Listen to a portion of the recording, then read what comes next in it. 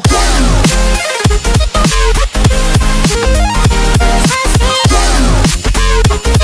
La nouvelle, tombée dans la nuit de mardi à mercredi, a secoué le Staples Center.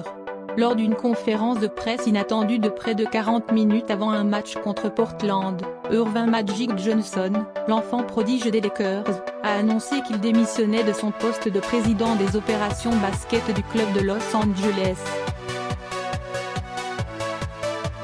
Sans avoir prévenu personne au préalable, à un match de la fin de la saison, alors que son club de toujours, 10e de la conférence Ouest, est déjà éliminé de la course aux playoffs.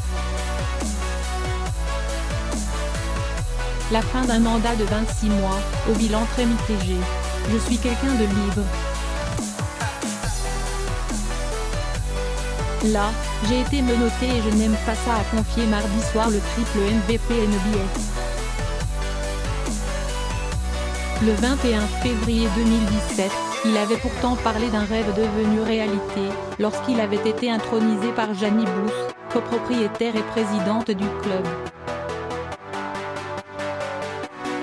Les Lakers, privés de play-off depuis 2013, traversaient alors une des pires phases de leur histoire. Arrivé comme le Messie, Magic promettait de travailler d'arrache-pied avec Luke Walton, un grand coach, pour faire revenir les Lakers au titre NBA. Toujours hors du coup sportivement. 26 mois plus tard, Los Angeles est toujours loin du compte.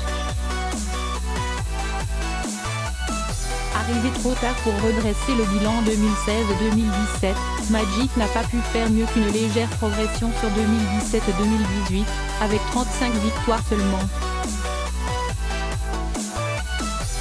La renaissance, la vraie, était prévue pour la saison actuelle. Avec la signature de la superstar LeBron James, et de Rajon Rondo avec lui, les Lakers devaient à minima renouer avec les phases finales. Perdu. Plombé par les blessures coup sur coup de ces deux recrues, malgré un bon début de saison, les Angelinos seront une nouvelle fois en vacances dès la mi-avril. Un nouveau revers sportif qui devait, selon les rumeurs, mener à l'éviction de Luke Walton, avant que Magic ne prenne tout le monde de court. Le passage express du capitaine de la Dream Team au directoire sera surtout caractérisé par ses coups de poker sur le marché des transferts. En plus de Rondo et James, les Lakers voulaient Anthony Davis. Pour enrôler la star des Pélicans en février dernier, Magic avait proposé à la franchise de la Nouvelle-Orléans une bonne partie de son équipe. Un échec cuisant, l'opération a capoté et a fragilisé durablement le vestiaire, mécontent d'être utilisé comme monnaie d'échange. Ajoutez à cela le départ de D'Angelo Russell, devenu All-Star du côté de Brooklyn, et le bilan n'est pas reluisant. Seule éclaircie, l'arrivée de Lonzo Ball et Kyle Kuzma lors des deux dernières drafts. On a fait la moitié du boulot en faisant venir LeBron James. Interrogé sur ses résultats peu satisfaisants par les journalistes en conférence de presse mardi soir, Johnson estimait avoir fait la moitié du boulot dans le retour des Californiens sur le devant de la scène. Simplement en ayant fait signer King James.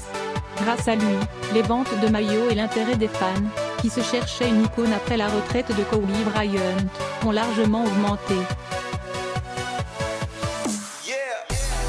Mais pour l'heure, le coup est plus médiatique que sportif.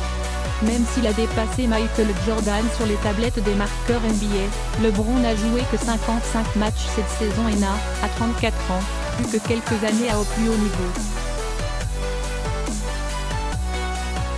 Le départ de Magic Johnson laisse donc le club en grand chantier. Le dossier de l'entraîneur, qui devait être réglé prochainement, est pour l'instant en suspens. Cet été, le club doit trouver un lieutenant à LeBron. Au vu des contacts qu'il avait établis avec Anthony Davis, il devrait en avoir les moyens. Mais sans leur directeur sportif, qui reste un des visages de la franchise, les Lakers pourraient perdre du poids dans les négociations. À alors même qu'il court toujours, depuis maintenant 7 ans, derrière une participation aux play-offs.